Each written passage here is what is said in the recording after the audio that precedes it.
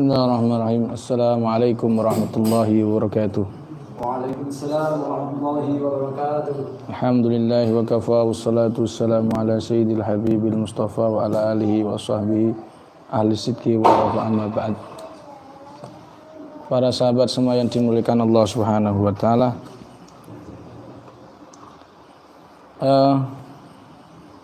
Pada sebelum saya mulai, saya doakan panjenengan semua semoga hari ini dan seterusnya panjenengan tambah hari tambah dekat dengan Allah, puasa kita diterima oleh Allah Subhanahu menjadi hamba yang semakin hari semakin dekat sama Allah, menjadikan taat kepada Allah Subhanahu wa taala. Amin ya rabbal alamin. Dan sebelum saya mulai, tadi kita menyampaikan sholawat, saya juga mengajak bersolat kepada panjenengan semua, kepada junjungan kita baginda Rasulullah sallallahu alaihi wasallam. Shallu ala Nabi Muhammad. Allahumma shalli wa sallim ala nabiyyina Muhammad alaihi salam. Salatan tadumu wa du'da ilaih mamaran layali wa duna dawam. Allahumma salli wa sallim ala nabi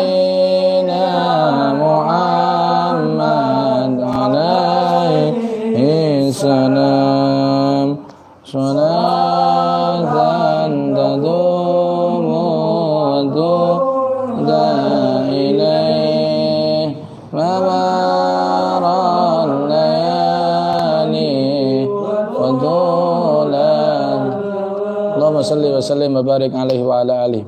Para sahabat yang dimuliakan Allah, sering kita ketika prosesi ruqyah, ya kan, kita menemukan seorang yang terkena santet atau sihir, itu medianya adalah tersembunyi di bawah pohon, di selokan. Kemudian baru kemarin itu ada orang yang belum punya keturunan, 11 tahun belum punya keturunan, dan usahanya selalu gagal. Dia sudah berobat sudah juga mendatangkan dukun untuk menangani kasus sihirnya, tetapi belum sembuh. Tapi ketika dia bergabung dengan sihir A, kemudian subhanallah, dengan izin Allah tentunya, bahwa dia menemukan buhul sihir dalam hitungan detik. Jadi padahal itu sihirnya sudah 11 tahun. Ya, salah satunya adalah sihir dari paku emas yang itu ditaruh di mesin jahitnya. Di bawah ini mesin jahit nih dipakukan ke mesin jahitnya, dan mesin jahit itu siapa saja yang ke situ selalu cekcok dengan karyawannya karena dia pemilik usaha konveksi. Dan ketika ditemukan buhul tersebut, alhamdulillah bi'inillah, dan yang meja itu juga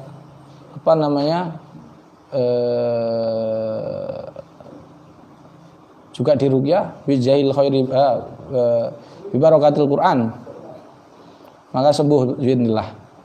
Dan usahanya sekarang kembali lancar, dan yang cekcok-cekcok itu sekarang sudah tidak cekcok lagi. Jadi berarti kan dia menemukan media buhul itu dalam hitungan detik, padahal sudah 11 tahun. Dan buhul-buhul yang ditaruh di rumahnya seperti dibangun di bawah pot, kemudian itu temukan tanpa bantuan khodam, tanpa bantuan raga sokwal dan seterusnya. Saya pakai mic apa ya? Dengar gak? Sebenarnya benar ya? Oke. Pertanyaannya adalah, kenapa media santet itu sering sekali tersembunyi? Oh, sebentar, saya akan teruskan lagi. Setelah itu dia ikut ruqyah, kemudian saya bacain, saya suruh untuk, Gus, saya ini sudah 11 tahun begini sakitnya, dan bla bla bla. Walhasil saya suruh baca-baca ini. Dan alhamdulillah semua terbongkar. Yang ngirim santet 3 orang atau bahkan 4 orang, pertama 3 orang itu meninggal tanpa harus santetnya kita kembalikan. Saya ulangi, yang mengirim sihir, yang dicurigai mengirim sihir itu santetnya kembali kepada dia dengan doa-doa dari tahsinat perlindungan dari kita, sihirnya kembali ke mereka yang mengirim tanpa kita kembalikan. Makanya saya sangat tidak merekomendasikan untuk sihir dikembalikan, karena sebenarnya dengan doa-doa yang telah kita ajarkan itu secara otomatis Allah akan menjaga kita. Dan kalau sudah dijaga, maka insya Allah tanpa harus kita niat mengembalikan sudah bijail khair, dengan bibarakatul Quran akan kembali. Baik, pertanyaannya, kenapa media santet tadi di bawah pot dan lain sebagainya? Maka saya akan membacakan para sahabat riwayat ketika Rasulullah SAW kena sihir di Labib bin Aswam. Dalam kitab Fathul Bari disebutkan ada riwayat, tetapi ini semua dari dari jalur Ibnu Abbas. Sedangkan asbabun nuzul surat Al-Mu'awwidzatain itu adalah dari Anas bin Malik. Maka ada 2 versi, yaitu tentang bagaimana Rasulullah terkena sihir dan juga turunnya surat Al-Mu'awwidzatain. Tetapi sama pelakunya, yaitu Labib bin Aswam, riwayat beda. Tapi yang saya baca ini adalah riwayat. Dan untuk Rasulullah Sallallahu Alaihi Wasallam terkena sihir ada di kitab Fathul Bari, itu ada 3 juz. 3 redaksi hadis yang berbeda. Saya akan bacakan salah satunya, ada yaitu tentang Rasulullah ketika kena sihir. Babus sihir, yaitu di Fathul Bari juz 10 halaman 266. Hadatsana Ubaid bin Ismail hadatsana Abu Usamah bin Anisham an abihi an Aisyah qalat suhiran Nabi sallallahu alaihi wasallam hatta innahu la yukhayyalu ilaihi annahu yaf'alu syai' wa ma fa'alahu hatta idza kana dhata yawmin wa huwa indi da'a Allah wa da'ahu thumma qala ash'arti ya Aisyah anna Allah qad aftani bima istaftaituhu fi qultu wa ma dzaka ya Rasulullah qala ja'ani rajulani fajalasa ahaduhuma 'inda ra'si wa akhar 'inda rijlai thumma qala ahaduhuma li sahibihi ma waja'ur rajul qala madbub qala wa man tabbahu qala Labib bin al-A'sam Yahudi min Bani Zuraik qala fi madha qala fi mushtin wa musyatatin wa jaffin tan'ati dzakar qala fa inna huwa qala fi bi'ri di arwan qala fadhhab ar-Rabi' sallallahu alaihi wasallam fi unasin min ashabihi ila al-bi'r fa nadhara ilaiha wa 'alaiha nakhl thumma raja'a ila Aisyah fa qala wallahi la ka'anna ma'aha nuqa'atul khina wa la ka'anna nakhlaha ru'usu syayatin qultu ya Rasulullah fa akhrajathu fa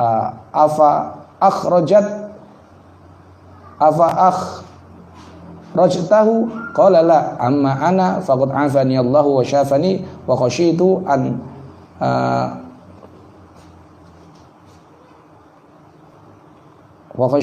uthiru 'ala an-nasi minhu syarran wa amara biha fadufinat. Perhatikan baik-baik. Jadi singkat cerita, Nabi itu ketika kena sihir di Aswam, dan kalian harus perhatikan bahwa ada hikmah Rasulullah Shallallahu Alaihi Wasallam itu terkena sihir. Apa hikmahnya? Hikmah yang pertama bahwa itu menjadi sebab salah satu turunnya surat Al-Mu'awwidzatain. Artinya kita umat Islam dengan izin Allah, dengan cukup, saya ulangi kalimat saya, dengan cukup membaca Al-Mu'awwidzatain rutin, istiqomah sebelum tidur dan sebagainya, kita bisa terhindar dari sihir. Tanpa ilmu yang aneh-aneh, ilmu kebatinan, ilmu ilmu kebatinan lah, seperti kita tahu bersama ada bahasanya hipnoterapi, ada reiki, ada kundalini dan sebagainya. Tidak seperti itu. Artinya tidak harus belajar seperti itu. Kita cukup dengan zikir yang kuat dan kita dengan Al-Mu'awwidzatain bisa terhindar dari sihir. Jadi hikmahnya Rasulullah terkena sihir itu. Yang kedua, di sihirnya Nabi itu tidak mencederai kemaksuman Rasulullah Sallallahu Alaihi Wasallam. Karena sihir adalah penyakit lumrah, maradhu minal amrad. Nanti kita akan tercengang ketika melihat Rois Suriah, ya, ada Rois Suriah PBNU misalkan, ada Rois Suriah PC misalkan, ada di kampung kalian PCNU misalkan. Saya tanya, di kalian di mana misalkan kamu di Pandeglang Banten, siapa yang paling tokoh yang paling kuat? Kemungkinan kalau ada memang yang tidak suka kena sihir, ya kena sihir. Terus lantas apakah sihir tersebut mencederai kesolehan beliau? Tidak. Maka dari itu para praktisi ruqyah JPRA dimanapun berada, kalau kalian kena sihir jangan malu, karena sihir itu adalah bagian dari hal yang wajar, maradhum minal amrad, dan tidak boleh kita takut. Karena Pak, sudah ada al-muawwidhatain, Allah Subhanahu wa taala menurunkan al-muawwidhatain. Yang ketiga adalah ketika Rasulullah SAW terkena sihir, ingat Rasulullah itu tidak seperti kalian ketika kena sihir. Di sini saya akan bacakan ya, apa bedanya. Di kitab bisa di zoom, itu adalah di kitab di zoom, bisa di zoom. Itu di sini ada kitab Mu'jizatun Nabi Mausu'at Mu'jizatun Nabi sallallahu alaihi wasallam karya Syekh Mutawalli Asy-Sya'rawi. Syekh Mutawalli Asy-Sya'rawi itu ini tentang riwayat Rasulullah ketika disihir ya, di halaman 67, babu maja'a fi du'ai Rabbi sallallahu alaihi wasallam fi masuhi Rabbi wa ijabatillahi subhanahu wa ta'ala iyyahu fi mada'ah. Di sini Rasulullah itu hanya kalimatnya di situ, innahu yukhayyalu ilaihi annahu qad sana'a asy-syai' wa ma sana'ahu. Rasulullah itu kalau riwayat Rasul terkena sihir itu Rasulullah sama sekali tidak seperti kita ketika terkena sihir. Artinya terkenanya sihir Rasulullah itu hanya beliau bingung saja. Kayak beliau melakukan sesuatu yang beliau tidak melakukan. Beda ketika kita terkena sihir, siapapun di antara kita. Ini salah satu disebutkan mukjizat Nabi. Mukjizat Nabi adalah ketika beliau terkena sihir, ini harus dicatat para praktisi, sehingga seolah-olah kalian nanti kalau kalian tidak paham cerita ini, kalian percaya orang-orang orientalis yang ketika Rasulullah kena sihir dan mengingkari hadisnya, bahwa yang harus diketahui, sihir yang masuk ke Nabi itu tidak mempengaruhi sifat Nabi, seperti mudah marah. Kan kita kalau kena sihir mudah marah, sering lupa rakaat sholat, suka marah, gatel-gatel, gitu kan. Nabi tidak, sama sekali tidak mempengaruhi psikologis Nabi, tidak mempengaruhi sifat Nabi, tidak mempengaruhi sakit Nabi. Misalkan Nabi kesihir nggak bisa jalan, enggak, sama sekali tidak berefek. Hanya saja sihirnya pengaruhnya khoyali, ilusi, ya, ilusi seperti kayak Rasulullah itu mendatangi istrinya, tapi tidak hanya bingung saja. Tapi beda dengan kita, ya, beda dengan kita. Itu salah satu makanya dimasukkan oleh Syekh Mutawalli Asy-Sya'rawi ke bagian bab tentang kumpulan-kumpulan mukjizat Nabi. Artinya ketika Rasulullah kena sihir itu mukjizat. Dan disampaikan di sini, perhatikan baik-baik, ini bab kesihir Nabi. Ketika Rasulullah SAW kena sihir, Rasulullah itu tidak diruqyah. Saya ulangi, ini bedanya Nabi. Makanya kamu kalau niru Nabi kena sihir itu diruqyah, kata siapa? Enggak bener itu.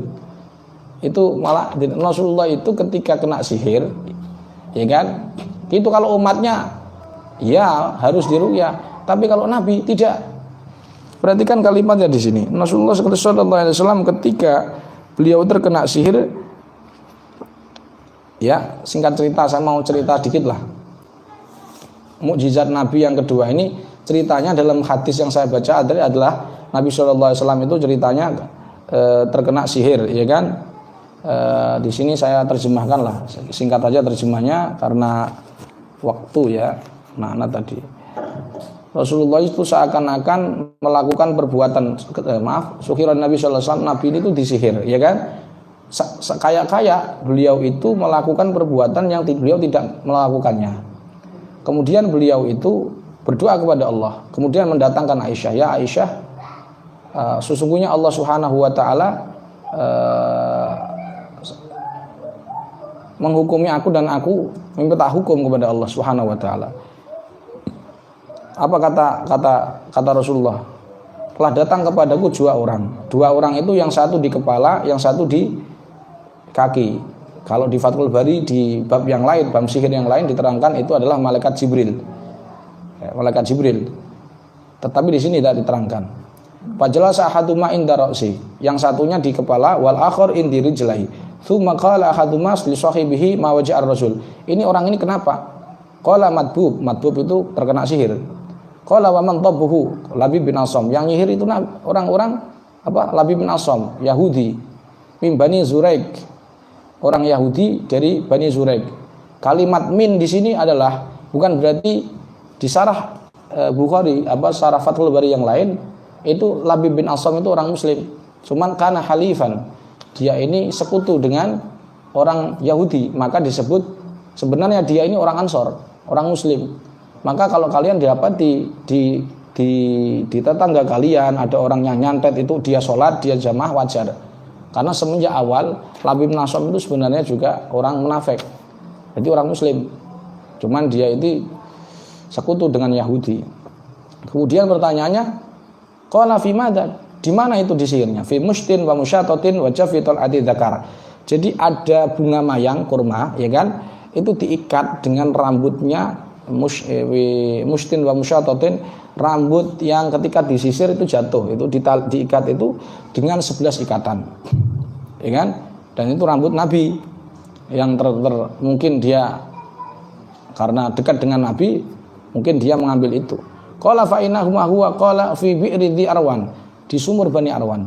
Kemudian qala fa dzaba Nabi fi unasin min ashabihi ila al-bir fa nadhara ilaiha wa 'alaiha nakhl thumma raja'a ila Aisyah faqala. Kemudian Nabi berangkat ke sumur tersebut bersama sahabatnya. Disampaikan itu ada 3 sahabat. Di riwayat yang lain tentang Nabi turunnya nuzul asbabul nuzul tentang Al-Muawwidhatain, itu ada 3 sahabat Nabi yang nyamperin sumur tersebut, kemudian mengangkat perhatikan di sini. Jadi di sini perhatikan di sini ada kalimat pada Nabi fi unasin ashabil ilbir fa nadhara wa la nakhl wa 'alaiha nakhlun thumma raja'a ila Aisyah faqala wallahi la ka'anna ma'aha nuqa'atul hina wa ka'anna nakhlaha ru'usu syayatin. Kayak itu yang bundelan itu di kepala setan. Qultu ya Rasulullah afa kharajtahu laqala la ama ana faqad afani Allah wa syafani. Jadi di sini perhatikan Rasulullah itu ama ana faqad syafani Allahu. Jadi saya ini sudah sudah disembuhkan Allah. Jadi tidak diruyah, sudah. Nabi itu ketika tidak diruyah. Cuman kalau riwayatnya Anas bin Malik itu turun soal Muawwidhatain. Jadi begini. Perhatikan, saya ingin fokus ke kalimat mana tadi 266. Nah ini coba kabelnya. Maaf tempat ini kotor yuk.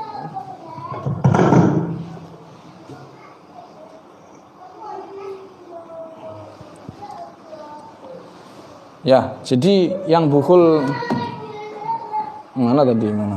Nah ini ya. Di zoom ini, jangan ke saya, fokus ke ini. Oke. Jadi ini misalkan sumur, ya kan? Sumur. Terus di sini ada ra'unah. Ra'unah itu sesuatu, ya saya cari di kamus-kamus bahasa Indonesia tidak ada. Kemudian saya cari di sini di Fathul Bari fi jafitul adin dzakar. Jadi ada bunga mayang, ini seperti misalkan bunga kantil lah kalau sini.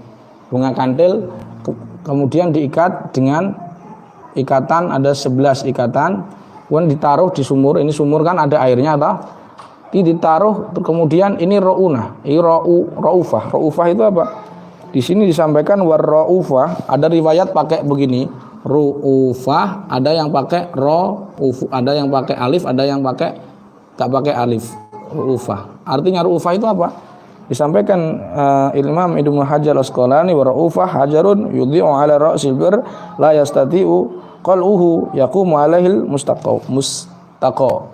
Jadi yang namanya ra'ufah itu adalah batu, di mana batu itu ya kan tidak akan bisa diambil karena itu bagian dari mungkin pondasi, dan biasanya dipakai untuk orang yang bersihkan sumur, kemudian batu itu ditaruh diduduki. Jadi dia ini tidak bisa diambil. Perhatikan, ya, naruh bukul Nabi itu di mana? Di sini.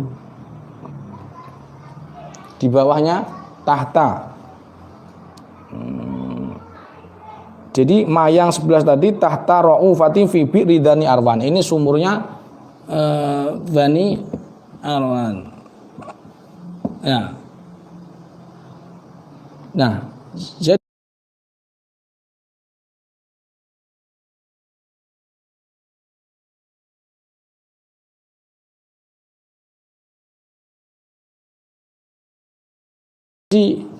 ini sumurnya ditaruh di sini. Setelah diambil ini seperti di sini ada seperti ru'usus syayatin, ada airnya itu seperti kotor. Wa fi riwayatin, kalau kita Anas bin Malik riwayat Rasulullah kena sihir itu seperti ini apa namanya? Seperti darah. Dan airnya, pohonnya, pohon ini, mayang ini.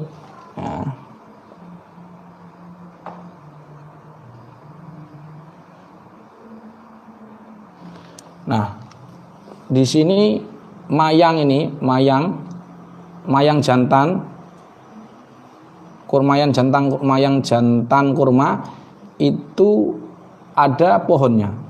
Jadi ini mayangnya kan, terus ini pohonnya maksud mungkin yang dimaksud pohonnya di situ adalah apa namanya, cabang-cabangnya. Jadi bukan jantinnya. Nah, di situ yang diikat, ditaruh di sini. Ketika diangkat, ya kan? Ketika diangkat itu si media santet ini atau media sihir yang disihir Nabi itu, perhatikan itu seperti ru'usus sayatin.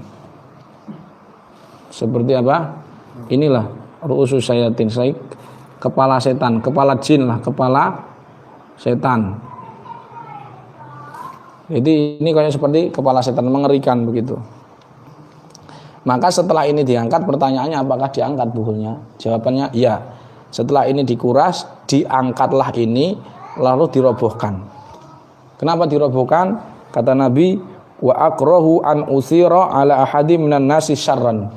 Nanti khawatirnya kalau ini tidak diangkat, walaupun yang disihir ini apa ya, santet yang sihir ya, kemudian dikirimkan ke Nabi, ke Nabi, ya kan? Memang yang dikirimkan Nabi ya Rasulullah, ya kan? Tapi khawatirnya ketika orang meminum air dari sini, ya kan, air dari sini, dia akan kena efek dari santet tersebut. Makanya hal yang sangat lumrah, ketika ada satu toko yang terkena tanah kuburan atau kena santet tanah kuburan, maka toko-toko sebelahnya juga memungkinkan terkena imbas dari itu. Dan itu bukan vibrasi. Itu adalah sebagaimana kalimat Rasul, wa akrahu an usira ala nasi ahadim minan nasi syarran. Aku khawatir itu terjadi kalau ini tidak dibereskan, apa namanya, maka terjadi hal-hal yang tidak diinginkan atas manusia. Jadi orang-orang juga kena. Kalian masih berpikir, mana sih mukjizatnya Nabi? Perhatikan, Nabi ini sama sekali tidak seperti kalian kena sihir. Apa maknanya? Nabi tidak mempengaruhi sihir tersebut. Anehnya, tidak mempengaruhi sifat Nabi, pemarah seperti itu enggak. Dan tidak suka lupa rakaat salat seperti kalian, tidak. Dan tidak pula kepala pusing, punggung berat, tulang ekor panas. Sama sekali tidak berefek kecuali bingung.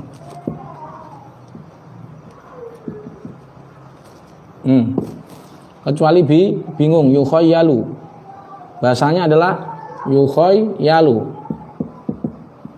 Yukholai berilusi, bingung lah. Jadi efeknya cuman bingung, dan ini subhanallah tidak ada Nabi Muhammad saja. Bahkan Nabi Musa alaihissalam yukhayyalu ilaihim bisihrihim annaha tas'a. Nabi Musa pun juga sama, terilusi, yukhayyalu. tidak berefek kepada fisik, psikologis, ibadah, tidak berefek pada tiga ini, Pak. Sedangkan kita itu berefek pada tiga ini. Ini mukjizat Nabi, tidak bisa kita tiru. Jadi sudah jelas di situ para sahabat yang dimuliakan Allah, salah satu mukjizat Nabi yaitu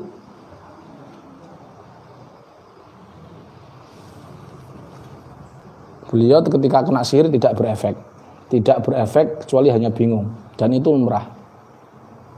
Karena Rasulullah itu basyarun lakal basyar, manusia tapi tidak seperti manusia biasa. Dan yang ketiga, para sahabat yang dimuliakan Allah, Nabi itu, kita ini sering keliru menganggap isomah, maksum Nabi itu. Dikira kalau maksum itu Nabi tidak pernah sakit, Nabi kebal bacok. Enggak, Nabi itu juga terluka, Nabi juga kelaparan, Nabi juga sakit, Nabi juga kena sihir. Dan itu adalah maradhum minal amrad, penyakit biasa. Jadi jangan dikira kemaksuman Nabi itu yaitu tidak berlakunya fitrah manusia. Enggak, salah. Fitrah manusia berlaku pada Nabi. Nabi juga menangis, Nabi juga tertawa, Nabi juga tersenyum. Bahkan di dunia ini tidak ada yang paling senyumnya melebihi Rasulullah Sallallahu Alaihi Wasallam. Dan mudah-mudahan kejadian ini ada hikmah di hati kita, bahwa sama sekali kita tidak bisa, jangan sampai menghina Nabi kemudian mengingkari adanya hadis itu. Kalau seandainya sampai ingkari hadis tersebut, subhanallah, banyak hadis-hadis, dan itu ulama-ulama seperti Ibnu Hajar Al-Asqalani, Imam Nawawi juga komentar tentang ini. Jadi cuman kita aja yang kadang keliru mengira ketika Rasulullah maksum, Rasulullah tidak bisa kebal bacok dan sebagainya. Enggak, Rasulullah juga ketika terkena panah juga terluka, Rasulullah juga kelaparan, lapar, tapi beliau maksum. Maksum artinya dijaga Allah dari berbuat dosa. Begitu para sahabat, sedikit ulasan tentang bagaimana ketika Rasulullah SAW kena sihir pun buhulnya juga tersembunyi. Maka para sahabat, saya anjurkan ketika kalian mendeteksi menangani santet, kemudian itu hikmahnya apa? Buhulnya harus diambil. Jadi ini buhul ini wajib diambil. Dan kalau bisa tempat di sekitarnya juga dirobohkan. Kalau bisa, tapi harus pasti loh ya. Kenapa Nabi itu lewat mimpi? Mukjizat. Kalau kita kan enggak. Jadi tidak boleh dengan dzon, tapi harus sudah dipastikan di situ. Nah, nanti caranya bagaimana? Sudah saya sering share. Caranya begitu mudah. Cukup baca hamdalah, sholawat, berdoa kepada Allah, ditutup dengan 2 ayat surat terakhir surat Yasin. Insyaallah Allah akan tunjukkan tempatnya. Itu gali dan hancurkan. Jangan boleh orang lewat situ lagi sebelum dinetralisir buhulnya. Nah, kemarin yang kena konveksi itu 3 hari setelahnya itu ditaburi tanah kuburan lagi, terlihat CCTV. Kemudian saya bilang jangan lewat situ. Ternyata yang lewat situ paginya langsung kakinya sakit. Itulah kalimat yang disampaikan Nabi, bahwa Nabi itu ngomong apa, Rasulullah bersabda itu tidak dusta. Ya, itu in huwa illa wahyu yuha. Maka jangan dilangkai, dan tidak dilangkai ini adalah terjemahan dari hadis tadi ya. Jadi para sahabat jangan terus dibilang orang kalau ditandai jangan lewat sini terus kemudian ini JRI macam-macam ini. Nah, kita itu implementasi dari hadis Nabi, tidak sembarangan. Gini loh para sahabat. Begitu para sahabat. Jadi untuk yang nyai ronggeng, joker sakti, dukun tompel ini subhanallah itu cuman enggak benar. Yang namanya santet seperti ini. Tidak seperti yang di YouTube ada orang tenaga dalam sini tenaga dalam sama-sama mentalnya. Itu kan sama-sama sefrekuensi. Bukan seperti itu. Sihir itu hanya dilawan dengan apa tadi? Mukjizat. Apa itu mukjizat? Al-mu'awwidatain. Jadi setelah dari sini apa hikmahnya? Al-mu'awwidatain.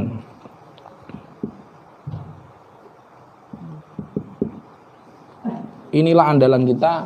Jadi tidak usah seperti yang di TV-TV ya, atau di YouTube lah. Nanti kalian khawatirnya sudah terlanjur subscribe, tapi ternyata settingan kalian nanti menyesal karena kuotanya sudah habis jutaan ya. Tidak apa-apa lah, yang penting niat kita. Saya hanya menyampaikan apa yang saya ketahui dari riwayat ya dari guru-guru saya, mudah-mudahan bermanfaat dan panjenengan semua dijaga oleh Allah Subhanahu wa taala. Demikian dari saya. Ini kita lanjutkan mau ngaji apa? Umdatus Salik. Dan saya mohon maaf tidak bisa streaming karena bacanya harus cepat. Salam saya kepada keluarga panjenengan semua. Mudah-mudahan Allah meridhai. Subhanakallahumma bihamdika asyhadu an la ilaha illa anta astaghfiruka wa atubu ilaik.